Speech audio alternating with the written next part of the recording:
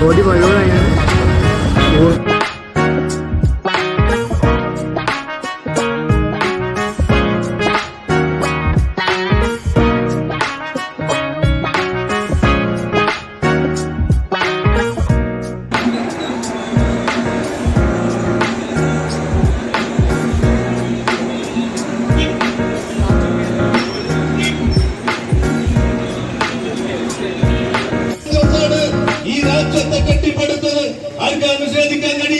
ബിജെപിക്കാരന്റെ 10 വർഷത്തെ ഭരണം കൊണ്ട് ഈ രാജ്യത്തിന് എന്ത് നേട്ടമാണ് ഉണ്ടായതെന്ന് പറയണം. ഇവിടുത്തെ ഇടതുപക്ഷത്തിന് പറയാൻ കഴിയുമോ?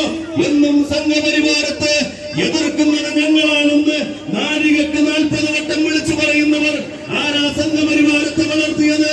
മറന്നുപോയിട്ടുണ്ട്. നമ്മള് രാജ്യത്തിന്റെ പാർലമെന്റിൽ മൂടി പുതച്ച് കരിമ്പടം പുതച്ച് കടന്നിറങ്ങിയിരുന്ന ലാൽകൃഷ്ണ അഡ്വാനിയും അടൽ ബിഹാരി വാജ്പേയിയും തട്ടിയുണർത്തിക്കൊണ്ട് ജനസംഘത്തെ കൂട്ടി VP സിംഗിന്റെ നേതൃത്വത്തിൽ മുന്നണി ഉണ്ടാക്കി 2-ൽ നിന്ന് 80-ലേക്കും 80-ൽ നിന്ന് 113-ലേക്കും 113-ൽ നിന്ന് രാജ്യത്തിന്റെ അധികാരത്തിലേക്കും സംഘപരിവാരത്തെ കൊണ്ടുവന്നതിന്റെ ധാർമ്മിക ഉത്തരവാദിത്തത്തിൽ നിന്ന് ഇവിടുത്തെ കമ്മ്യൂണിസ്റ്റ് പാർട്ടിക്ക് മാറി നിൽക്കാൻ കഴിയും.